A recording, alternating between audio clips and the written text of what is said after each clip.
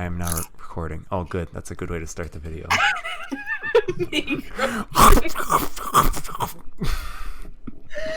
You're so rude. You didn't tell me you started. I literally just did. No, you didn't. I'm gonna sadly put my chip away. No, but keep eating chips. Go for it. No, I'm not gonna eat my fucking chips. It'll make you... You made me self-conscious. We're reading my Slenderman fanfiction that I wrote when I was 13. Fucking get on it. Yes. It's Okay, it's your turn. Oh, shit. Oh, yeah. You gotta be Slenderman. So, Slenderman just found the lady, and he said, "Now there's nowhere to..." Oh, wait, I gotta do the voice again. Yeah. Come on. Let me get my zone quick. Do you mean to play the clip again? No, absolutely not. Okay. Now there's nowhere to run, sunshine. Go. Ah! Good. You're so very good. That's the voice you were going for. I tried my best. I'm not a good imitator, but I'm doing my best. He said in a voice that was mellifluous and serene, "It would be attractive if I wasn't staring at the man about to kill me." I do want to hear that your last words are. I may put it in one of my notes I've left around. He smiled, reaching into my bag and grabbing the note I found. Ah, this one was my favorite. He was screaming when I found him. Screaming it when he found it. Come on. I tried my... My stomach churned. I felt like I was going to throw up. Somehow, I did find it in me to say something. You must be so lonely, I stuttered out. Really, out of all the things I could have said, that is what I said? But then his smile faltered. Lonely. He tilted his head in confusion. At that moment, then, the darkness overwhelmed me, and I blacked out. Calm, warm, comfort, safe. This is how I felt on this bed I was laying on. I could tell it wasn't my own, but it felt fantastic laying on it. My eyes fluttered open, and the brightness of the sunlight streaming through the windows nearly blinded me. I sat up, not being able to see much due to the lack of my glasses. This totally isn't a self-insert or anything. No. It's not like you have glasses and at the time your favorite game wasn't... Oh. Assassin's Creed. My hair wasn't strawberry blonde or like anything like that. My hair is dyed now, but... Is your hair naturally strawberry blonde? It's darkened over the years, so not really right now. Wait, it's right there, I think. Yeah, it was. Lack of glasses. I looked around and spotted them next to the bed on an end table. As I put them on, the room came into focus. The doors were wooden and the walls were cobblestone. There was a single queen-size bed with linen sheets, a single 2x4 window, a cherry chest with my satchel on top of it. There were 2 end tables with candles on it and an oil lamp that hung above the bed, and a small cozy fireplace with embers still smoldering within it. As I inspected my surroundings, I heard a knock at the door. Unsure of whether to answer, I said, "Come in." The door swung open to reveal Slenderman. My jaw dropped when he came in. He hesitated, seeing my expression, but only for a moment before walking over to me. I watched him as he took my hand between his. I felt a burning sensation on the top of my hand, and when he pulled away, the operator symbol was there. This is temporary, but I know this. You will obey me now. Do you understand? Oh, he questioned, his voice serious. I nodded. Good. Unless I say so, you're not to talk or respond to anyone besides myself. Also, you are free to go wherever you want in the fenced area. Lastly, I am only doing this out of curiosity. You are not the first to be given this treatment, so do not fool yourself into believing that you mean anything to me. He said plainly. Now you may go. Then he walked away. It took a while to get back to my senses. When I did, I stepped out into a living area with a couch and a table with a single chair. It was a small cottage-like area, but despite its owner's reputation. There you go. You got it, champ. I walked over to the door and opened it. The forest didn't look so scary with how bright it was. I ducked back inside to grab my satchel. It was refreshing to smell the outdoors. I'm sorry. I just thought of the comment on your YouTube channel. Yeah? This guy's content is shit, but he deserves more followers. This fucking mother... No. This is okay. Channel is good quality. At least deserves 10k subs. Shitty content, but the man needs more subs. This comment haunts me to this day. But on me too. You see, you got this guy. He's like, wow, that one's kind of nice. I even liked it, apparently. This fucking motherfucker. If you're fucking watching this right now, just know you're in my nightmares every day. And I will find you. I don't think this guy gives a shit, Jake. I do like that comment. You like the comment? I do really like that. This guy is the shit. Hey, yo. Oh, is shit. Oh, no, I don't like it anymore. I don't like the content anymore. I don't like the comment. That's it, YouTube. Delete it. Get it out of here. I eventually found the gate and pulled out a notebook that was in my satchel already. Thank you for that description. I dug around and found a pencil. I drew the gate on the piece of paper and sketched the first row of trees. It would be such a pain to do this the whole time, so I decided to climb a tree. I was at the top, sketching my surroundings, even putting down where I found the note. I wanted to know this place inside out, for if I ever got the chance to escape, I need to learn how to do so. As I was taking down helpful notes, I spotted Slenderman walking through the woods. I stared at him curiously. I blinked and he disappeared. I wasn't sure because the sun was going down, so maybe he was just lost in the shadows. My, what a view from up here, sunshine. I heard him whisper in my ear. Oh, He scared me so much, I started to fall.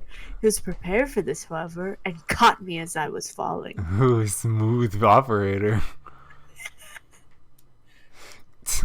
Please be more careful. I have to come and find that humans are fragile and break easily.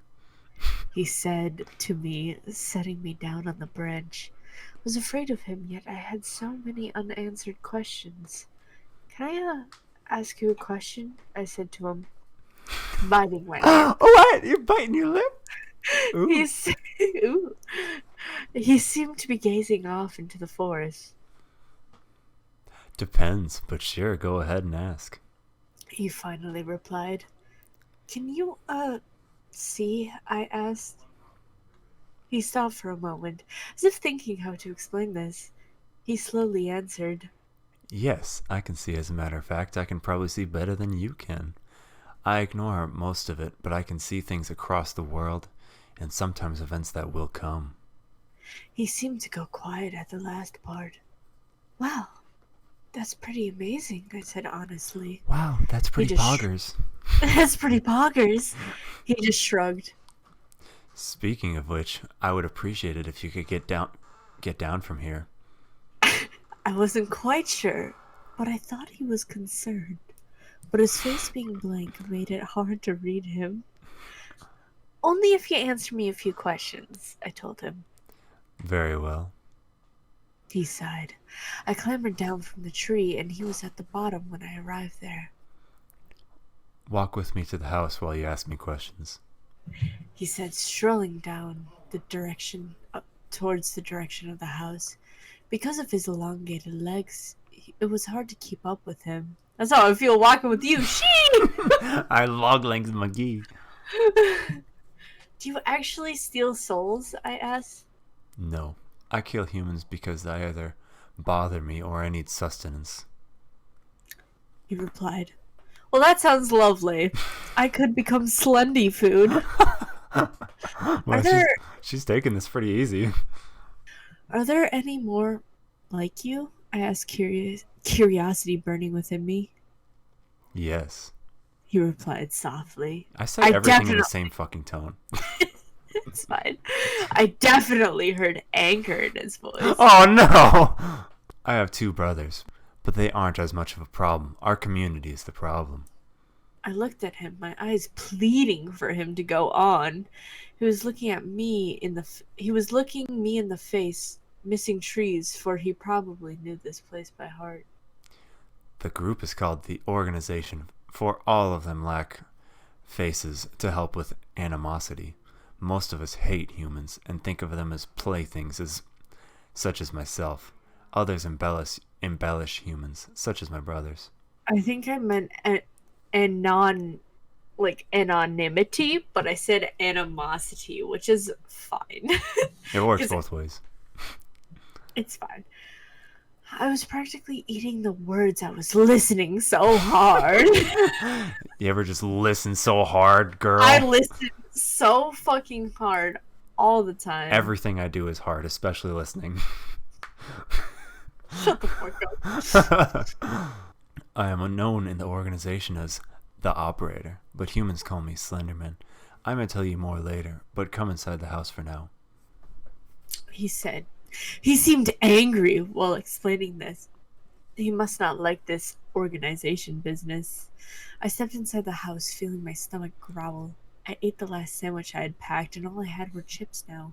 I also was nearly done with my water. Uh-oh. I yawned and walked over to the bed, closing the door behind me. Uh-oh! I lay on the bed and wait for sleep to finally take me.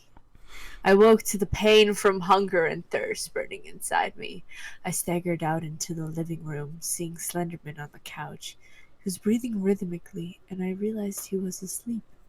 It never dawned on me that a monster such as himself could actually need sleep. I tiptoed back into my room and ate the chips and finished off my water. As I was going to head outside, Slenderman began to snore. "Rise and shine, Frankenstein," I said to him. Not sure why I did. I don't know why you did either. I like it. Amusing analogy you make, Sunshine. He said, half smiling. Same with you, I grinned at him. He tilted his head. How so? He asked. Well, my name is Dawn, and you like to call me Sunshine, I grinned at him.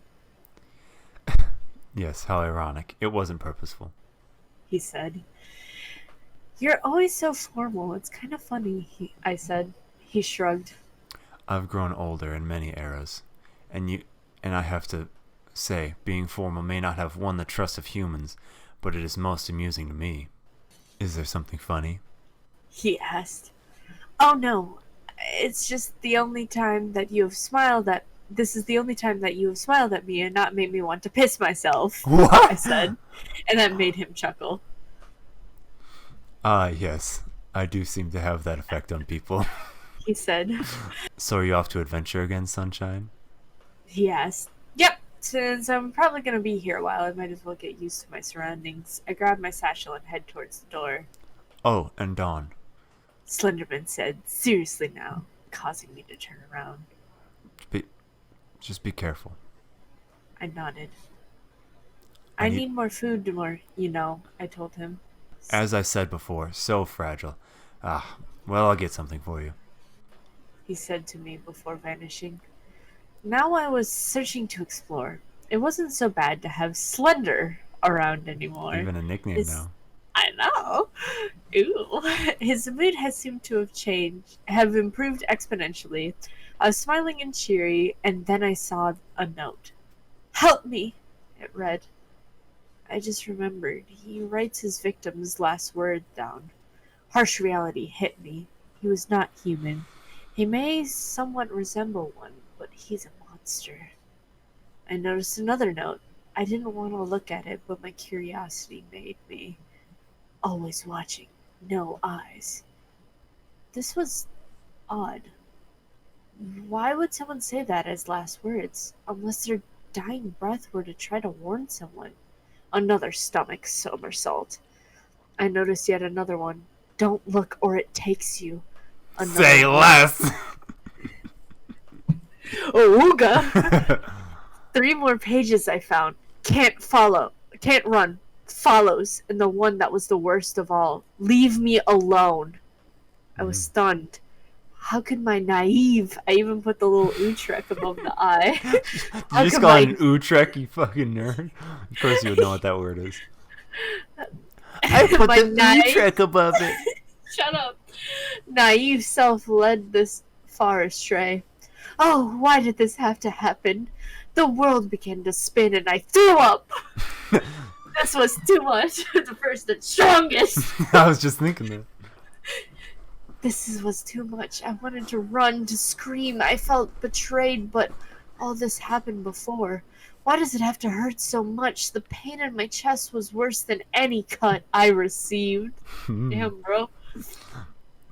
Want to tell me about it? Tell me how you really feel. I was listlessly picking at the grass. I felt empty. Hollow, even. I was hungry and thirsty. I didn't want to leave the spot. Then I spotted two drunk men talking. Oi, John! I think someone in the slender one's over there! I think that's your best voice yet. You should do voice act. Oh, she's a fine looking girl. Wouldn't mind to spend the night with her. I froze. Of course they were talking about me. Come on, let's get her! What the fuck? Why are the only fucking British people in the story evil rapists? I hate the British! I quickly stood up and started to back away. Don't be scared, little girlie. We won't hurt you. They said, opening the gate. I began to run. They were surprisingly quick for how drunk they appeared to be. Even with their speed, I was still quicker than them, and I had gotten far ahead.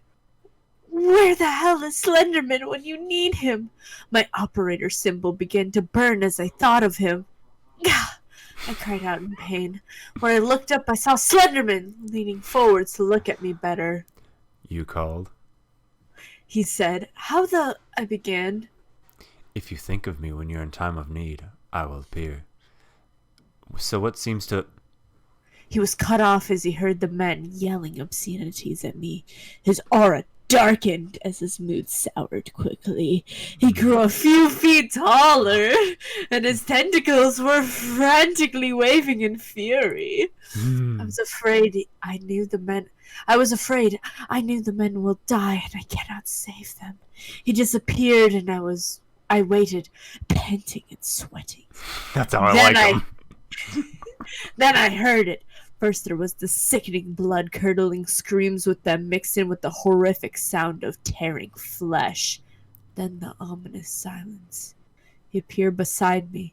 I was curled up, not wanting to face him. He used his slender finger to tilt my head up. I'll use my slender finger to tilt your head up. His face was so close that I could smell his breath. It smelt of cinnamon. I was sure that it would be the irony smell that was blood. They won't hurt you now, or ever.